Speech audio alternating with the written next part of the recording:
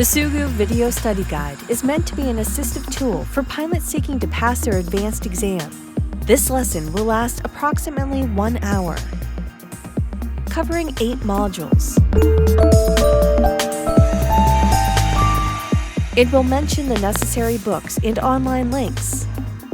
Students who attempt to write their advanced exam are reminded to govern their time and prepare to skip and return to the questions they do not understand. Time management is crucial in this exam.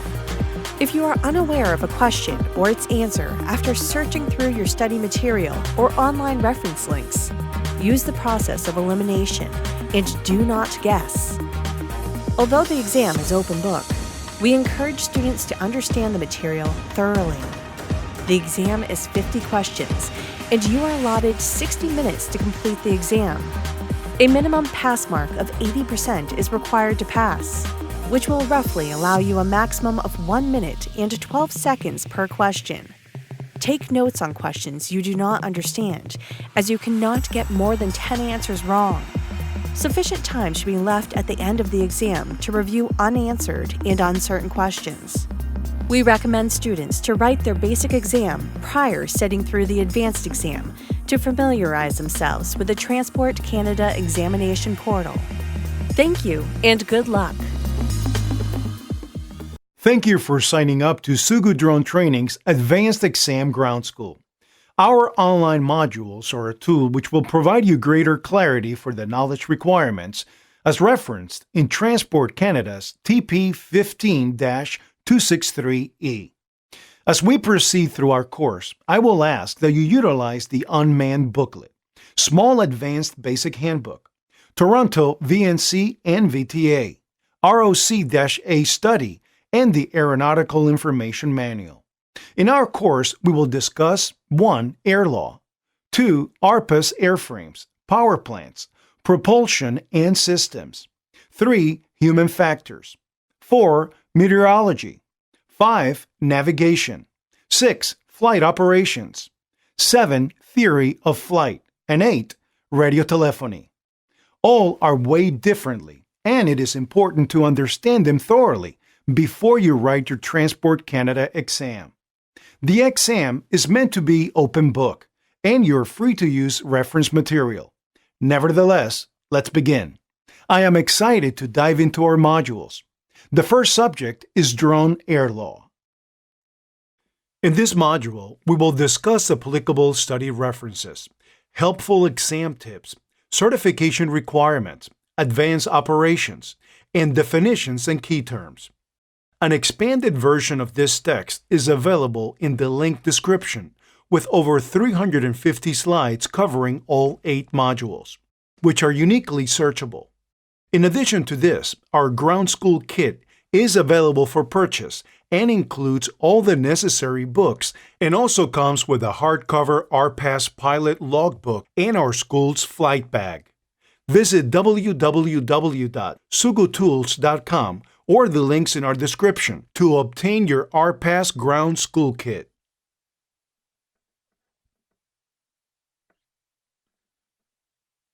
We have created a flowchart which will help guide you.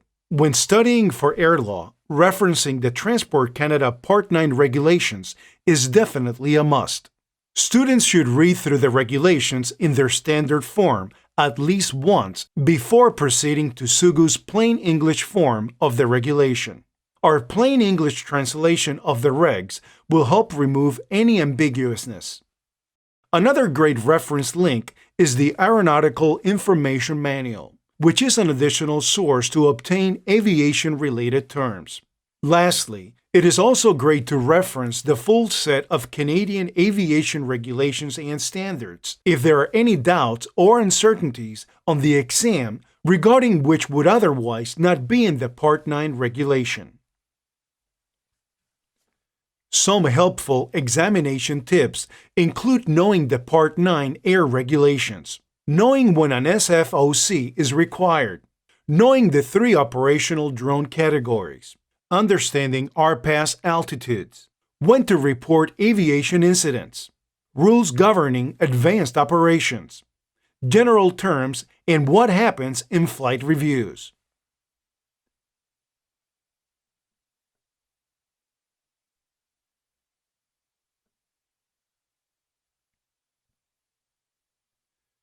To become an RPAS certified pilot, there are three notable steps. First, you have to be at a minimum of 16 years of age, have passed an advanced exam with a minimum pass mark of 80%, and successfully passed the in-person flight review.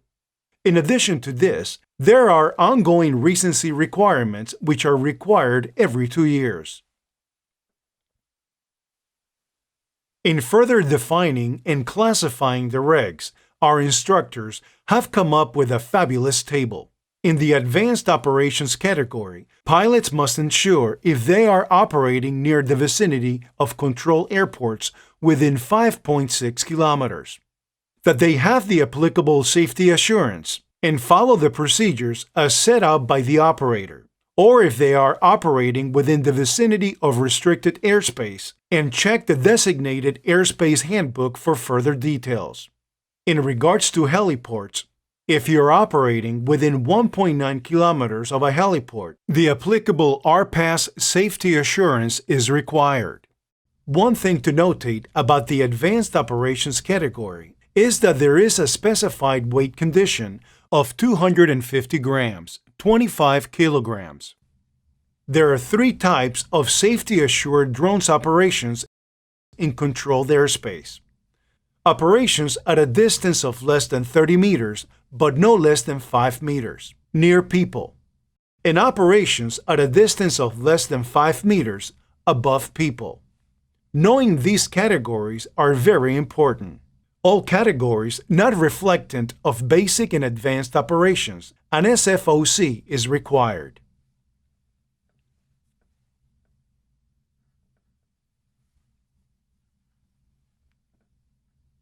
Here we have it. Here are definitions you should have as quick reference during the exam. Remotely pilot aircraft is definitely a must-know.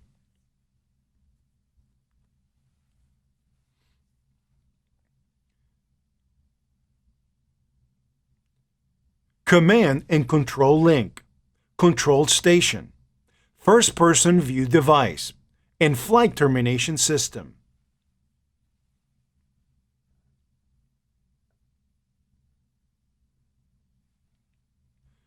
Understand the role of the visual observer and in relation to your flight.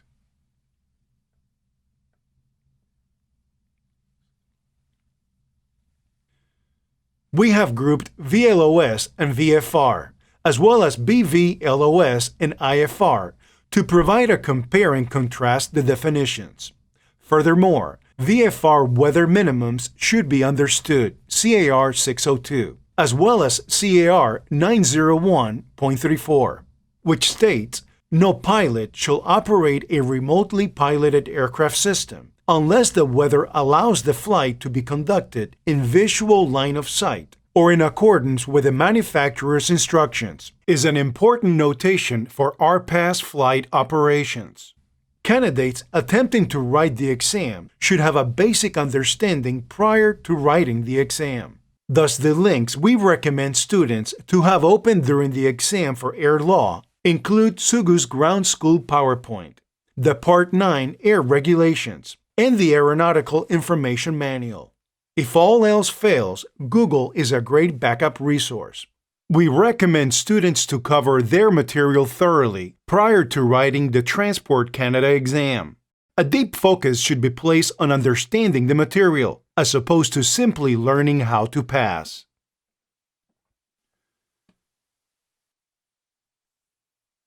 End of module checkpoint. There are 3 questions, and 2 minutes to answer all 3 questions.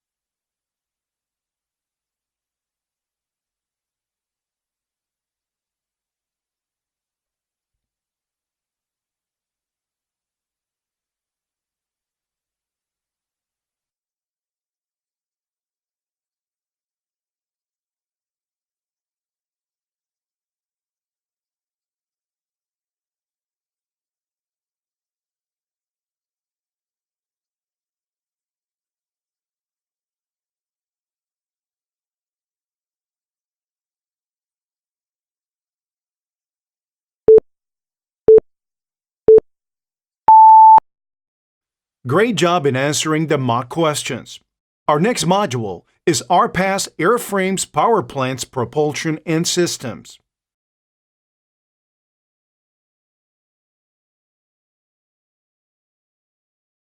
RPAS Airframes, Power Plants, Propulsion, and Systems is a very important section in regards to understanding parts of an RPAS. Things to notate while studying through this section include altimeter errors and the effect of mountains and valleys in altimeter readings. This is further elaborated in section 1.5. Furthermore, operators should understand the usage of illegal payloads as referenced in 901.22 and 901.42. In going down our study reference areas, you should also understand how to convert from milliamp hours to watt hours, as well as the rules over traveling with batteries. I have found a fabulous link on CATSA's website which explains your battery limitations.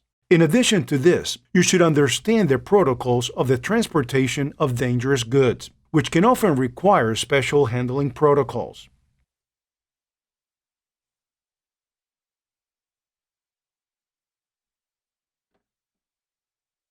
In overviewing what needs to be known for the exam, it is important that you understand aircraft parts and components of an RPAS. If you don't, we offer a great pictogram on both fixed and helicopter components. Furthermore, we provide additional information in our extended ground school PowerPoint. It is important to know propellers and rotors, and what causes an RPAS to climb, descend, or turn. This goes hand in hand with multi-rotor aircraft dynamics. It is important that you know helicopter flight controls, which include the cyclic and the collective.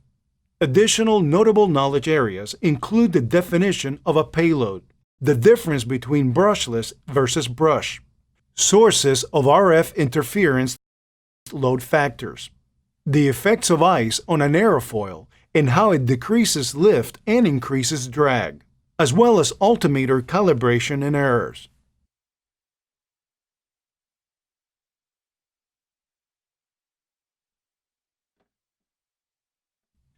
Here we have it. The following are components of a fixed-wing aircraft.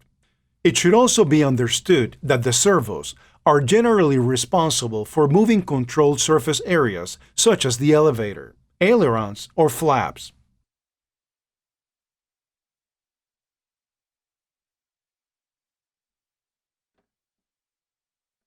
In this example, we have an RC helicopter. You should understand that the small tail rotor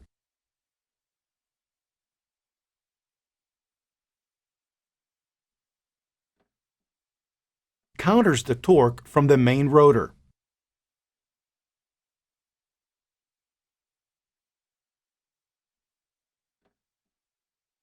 In addition to this, it should be understood that the cyclic controls airspeed and altitude, while the collective controls the aircraft rotor pitch.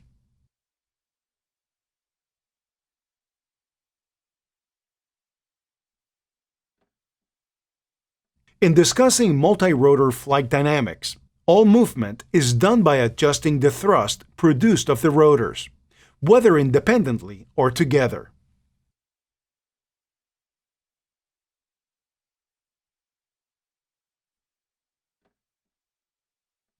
Pitching and rolling is done by adding thrust to one rotor and decreasing thrust in the opposite rotor. In this case, to pitch backward, the forward rotor would increase thrust, and the rear rotor would decrease thrust.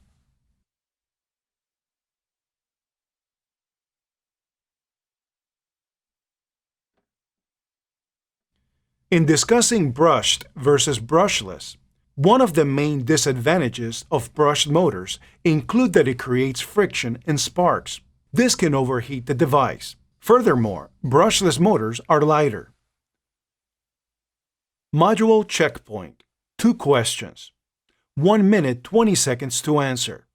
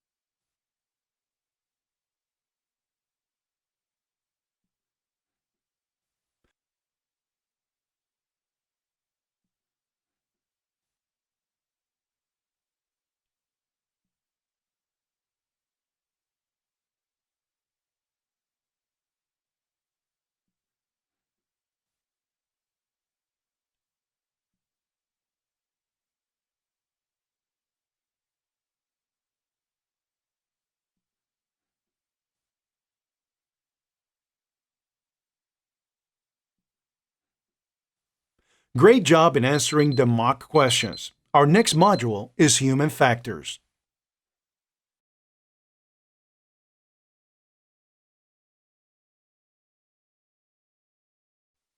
On to human factors. This is a particular area of the exam most students have a lot of difficulty with. What you should do to prepare for this section is read through the applicable reference links and refer to our slideshow. You should also utilize the TP 14112, which references the effects of red light on your night vision. Another useful reference link is the Canadian Centre for Occupational Health and Safety on Understanding Employees' Rights. In short, employees have a right to know, participate, and refuse work. I have included two references for the Aeronautical Information Manual and the Transport Canada Human Factors booklet. These links are useful if you're struggling to obtain information for Human Factors section.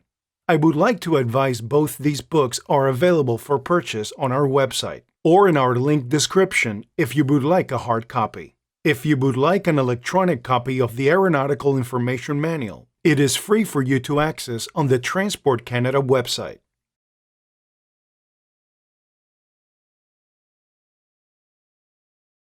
Some helpful tips include obtaining the Human Factors booklet, as there are various questions on the exam referenced from this book.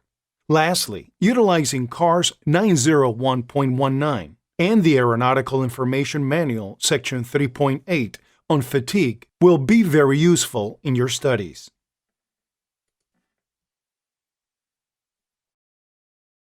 Examination checkpoint. How long do you have to wait after consuming alcohol to act as a pilot in command of an RPAS?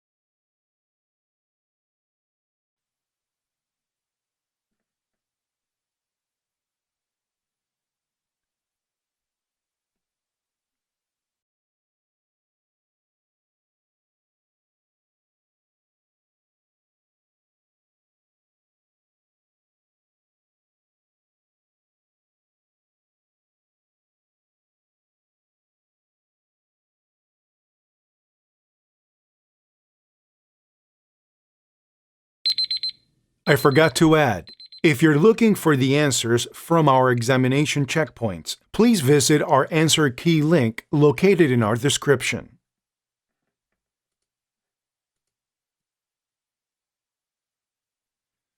Meteorology. We are finally at meteorology. From the standpoint of all the Transport Canada topics, this is my favorite. Seriously. One of the things I pay attention to is our weather heuristics and how the observed weather phenomena will affect my potential flight activities during the day. Some weather heuristics you are probably familiar with include 1. Red sky and night sailor's delight. Red sky in the morning, sailor's warning. This means if the sky is red at night, the next day will be beautiful. Adversely, if the sky is red in the morning, adverse weather conditions can be predicted. 2. Others include buoy Ballard's law or gust fronts ahead of impeding storms. Let me tell you folks, knowing these items aid in great pilot decision making. On to the examination overview. All these topics are fair game. What is important? That you know what type of service flight information centers versus air traffic services. In discussing NAV Canada Aviation Services, here's a phenomenal image of NAV Canada's main page. It will be beneficial if you know and learn all the items in red. Items such as METARs, issued every hour on the hour. TAVs, issued 4 times daily, or GFAs, which cover 7 regions, should be knowledge points committed to memory. You should understand how to read windsock. Nevertheless, all this is covered in detail with our ground school slides.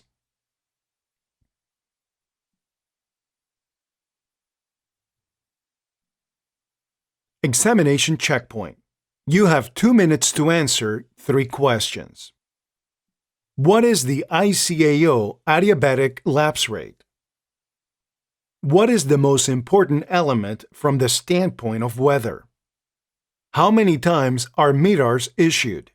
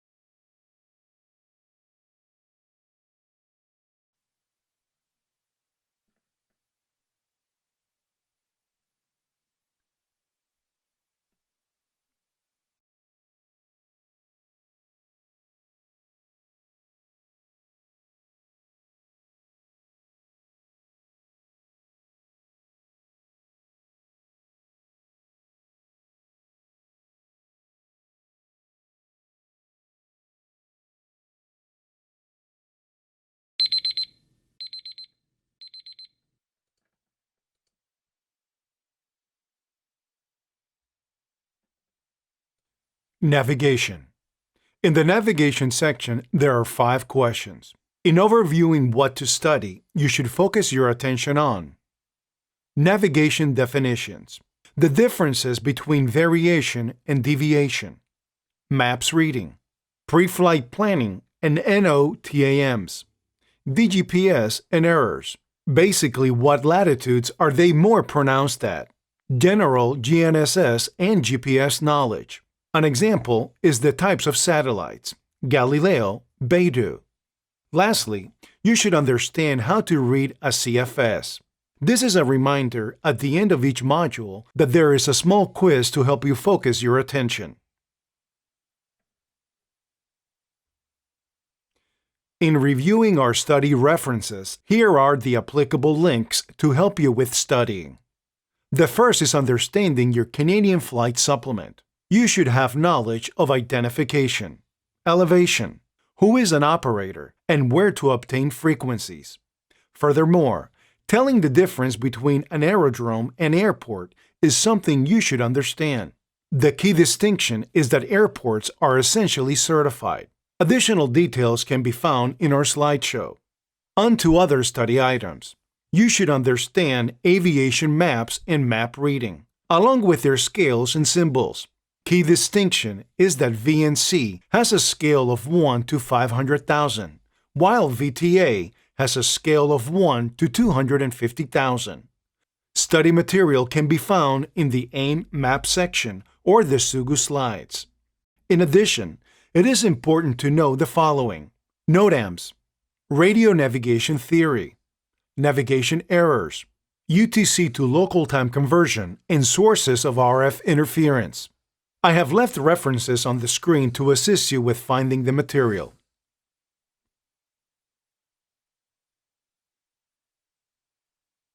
So here we have it, an overview of what VTA is. It provides information for areas with congested traffic and covers a much smaller area.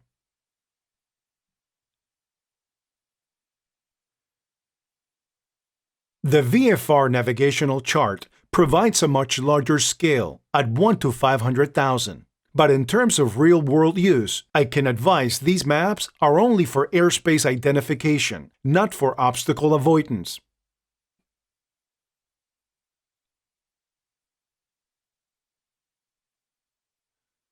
In moving on to other key study areas, understand time and longitude.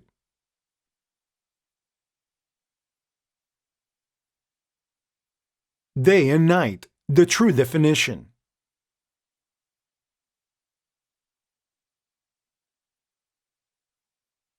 Know what the purpose of a CFS is.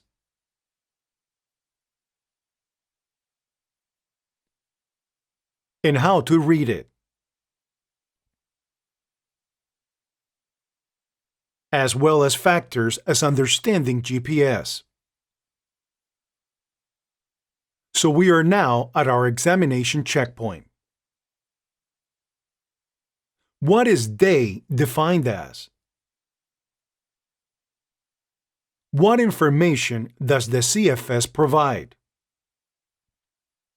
How many satellites do you need for a 3D position fix?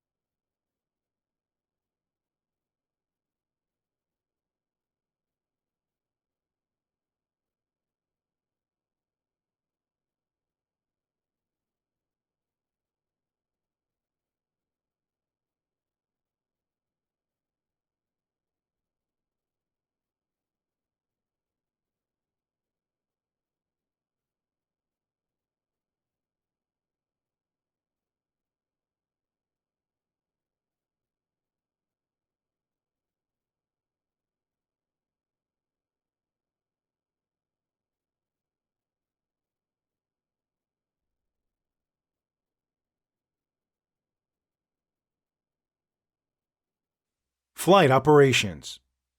We are now at flight operations. This section has 7 questions.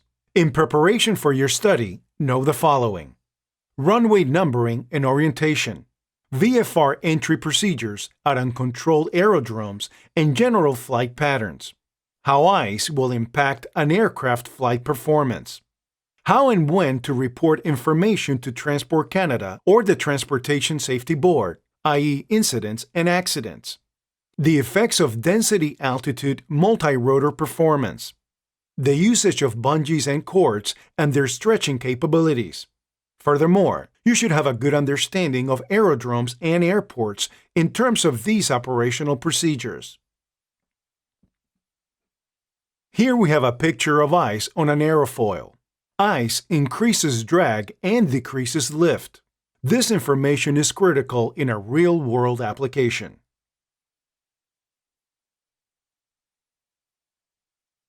Lastly, you should have a deep understanding of aircraft traffic patterns and runway number. This is actually covered in our flight operations section in our ground school slides. If you don't understand, you can Google it for clarification or check out our slides. References have been attached in common study areas. Have the Part 9 regulations open during the exam and have our plain English text accompanying it. Our next section is theory of flight, but before we proceed, we have an examination checkpoint. You have 1 minute to answer. How does ice impact lift on multi-rotor aircraft?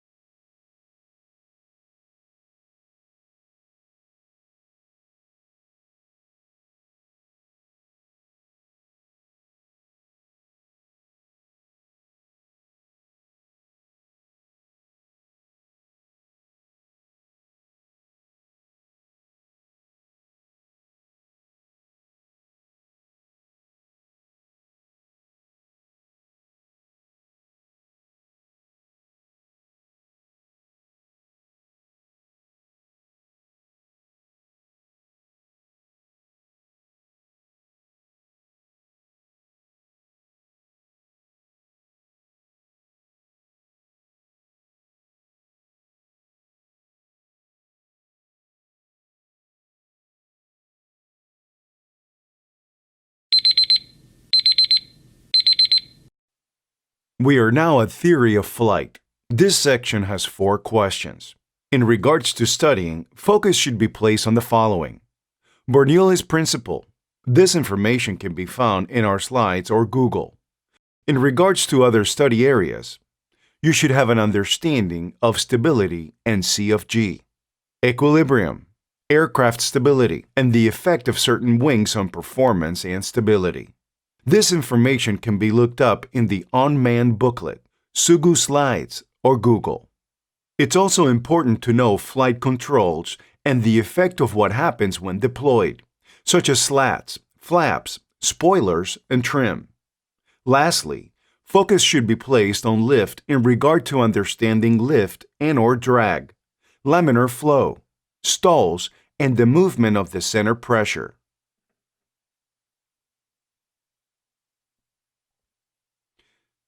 Here we have it. The next few slides have pictographic on what to reference. As mentioned, it is important to understand what angle of attack is.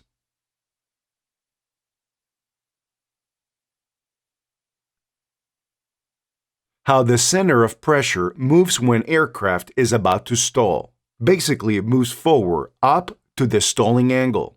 Beyond stall angle, center of pressure moves aft.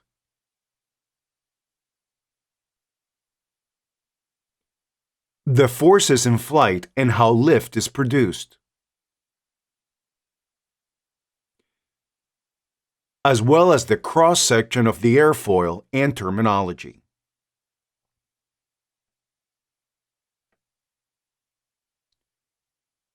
Knowledge exam checkpoint. You have 1 minute to answer.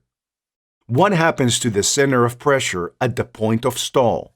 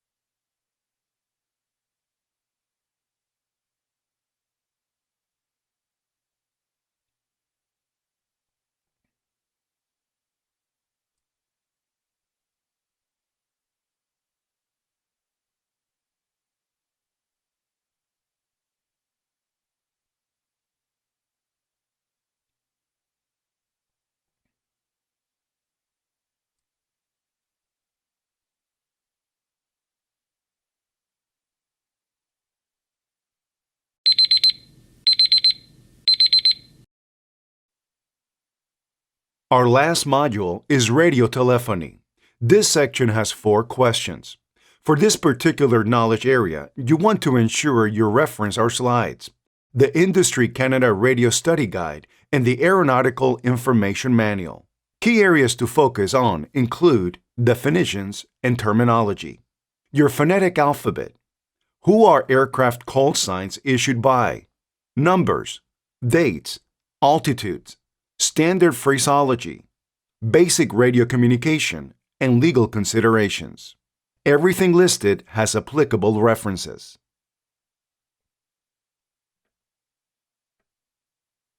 In moving on, here are some reference slides. Please take a second to pause if you would like to look it over.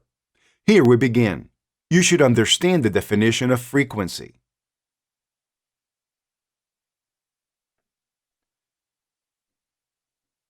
You should also understand phonetics.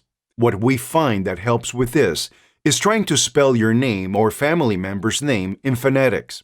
You can adversely try spelling Canada, Charlie, Alpha, November, Alpha, Delta, Alpha.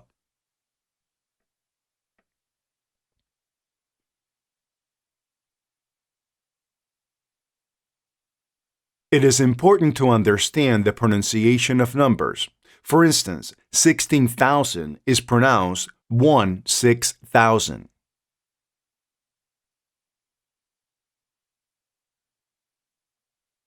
You should also understand the importance of strength and readability.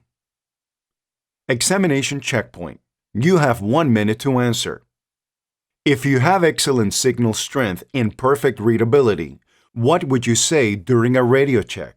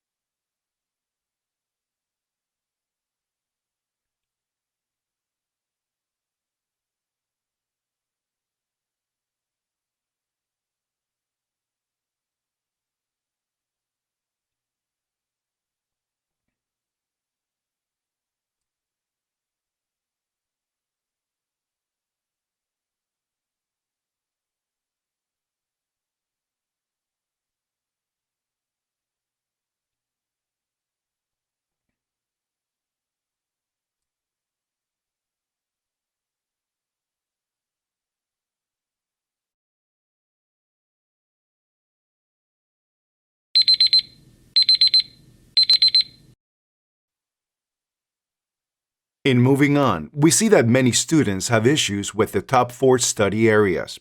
One of the recommendations we have is to ensure you have the relevant study material. Google is a great resource, but you should also understand your material and what you're reading. Thus, having dedicated books is the way to go.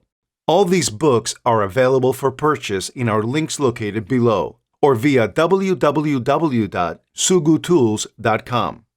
Remember, when you complete your exam, you still have to go through the flight review, so it is good practice to commit things to memory. Now on to what our instructors have to say. Thank you for the handover. The Small Advanced Exam is a certification which will require focused reading and cognition of subjects. Due to the time limit of 60 minutes, effort should be placed in studying, reading, and the indexing of notes prior to writing this exam. As some of the wording is considered tricky, students are reminded to read over their questions along with answers to ensure they have chosen the most correct answer. Many questions will have similar answers, but you must use the process of elimination to obtain the most accurate result. If there is a question that comes up that you do not understand, make sure you hit Tab Control Find Search key. Google is an available resource, but it should be used as your last resort. In recapping our modules, students should use the following links to help with their study of each of the Transport Canada examination sections. Students have the alternative of just using the links, but we strongly recommend also utilizing our ground school slides. Lastly, our ground school kit includes all of the required reference books, which is available for purchase on sugutools.com. If you seek to study without the hardcover books, simply utilize all the links within the online reference column. Studying without the books is extremely difficult. Students who choose this option should be prepared to put the extra time into studying for the duration of their examination preparation. Furthermore, as our syllabus is referenced from the TP 15263, students can also choose to refer to Transport Canada's syllabus page. In further summarizing our modules, the exam has 8 sections, which include Air Law, RPAS, Airframes and Systems, Human Factors, Meteorology, Navigation, Flight Operations, Theories of Flight, and Radio Telephony. For Air Law, the General Aviation Regulations, which include CARS Part 1, 3, and 4, need to be studied. In regards to the Part 9 regulations, the following should be studied. We recommend students to read over our plain English version of our CARS, available in our link description for study guidance.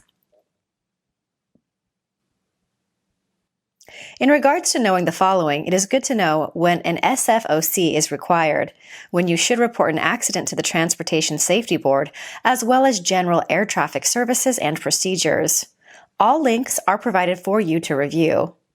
In contrasting RPAS proximity to people and altitudes, a few short explainer videos have been put together to further assist you during your studies.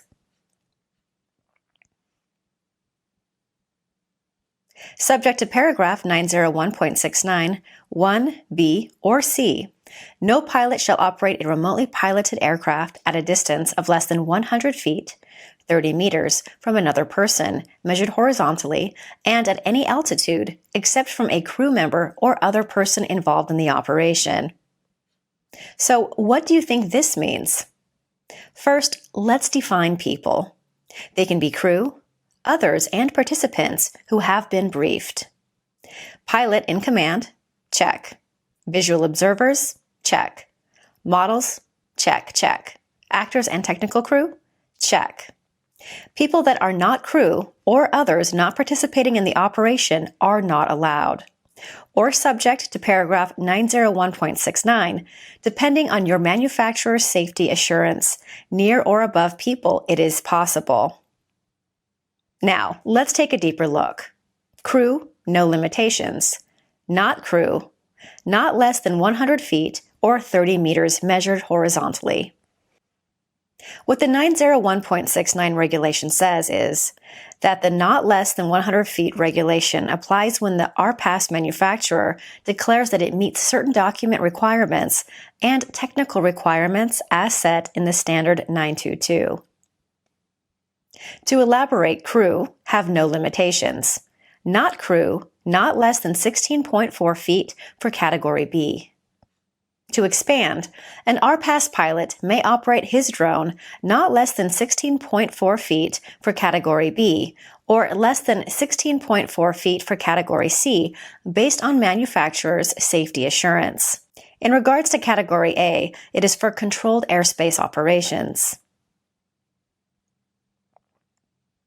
In discussing RPAS altitudes, here we have it. You are in a rural area in uncontrolled airspace. There are trees nearby standing 50 feet high. What is the maximum legal altitude for an advanced RPAS pilot? The answer is 400 feet. You are in an urban area in uncontrolled airspace. There are buildings nearby standing 450 feet high. What is the maximum certified altitude for an RPAS pilot? The answer is 550 feet AGL. In elaborating, 901.25, 1 states that subject to subsection 2, no pilot shall operate a remotely piloted aircraft at an altitude greater than A. 400 feet, 122 meters AGL, or B. 100 feet, 30 meters above any building or structure if the aircraft is being operated at a distance of less than 200 feet, 61 meters, measured horizontally from the building or structure. 2. A pilot may operate a remotely piloted aircraft at an altitude greater than those set out in subsection 1 if the operation is conducted in accordance with a Special Flight Operations Certificate, RPAS issued under section 903.03. Our next study area is RPAS airframes and systems. This section has 5 questions. A focus should be applied to understanding aircraft parts and components, purpose of aircraft parts, i.e. slots, collective, cyclic, servos, payload, catapults, and bungee cables. Students should understand multi-rotor aircraft dynamics, propellers and speed, fixed and variable pitch, and its relation to quadcopter movement, the tail rotor of a helicopter and its purpose, altimeters, calibration, temperature, errors, effects of flying near mountains and valleys, measurement, the effects of ice formation on an airfoil, sources of RF interference and phone interference, planetary K indexes, and what an abnormally high K index will do. I've compiled all the areas where you can reference the material on the right column. Please visit our link description below to be directed to our ground school slides. The next learning area is human factors. There are 8 questions in the human factors on the exam. References have been provided to direct your focus when studying. A great deal of questions have been pulled from the Human Factors Basic Handbook, as well as Aeronautical Information Manual referenced in the next slide. Feel free to pause the video to read over items that you think you need to reference in detail. Please reference the following human factors sections when studying. In regards to the utilization of the Aeronautical Information Manual, the airmanship section of the AIM should be focused in specific sections 3.2.1 all the way to section 3.12.1. Would like to note the questions on blood donation and anesthetics come up seldomly.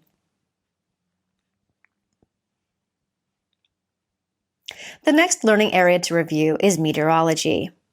There are 7 questions on the exam. Areas to review include density altitude, types of precipitation and fog types, NAV Canada weather products, flight information centers, ATIS, AWOS, and air traffic services. Lastly, a focus should be placed on weather, fronts, the effect of precipitation during flight, as well as wind and temperature considerations. As mentioned previously, all the applicable study areas are located on the right. I would like to note a list of NAV Canada weather products, including METARS, TAFs, and GFAS, are found on our slides and can be found in the following NAV Canada web link.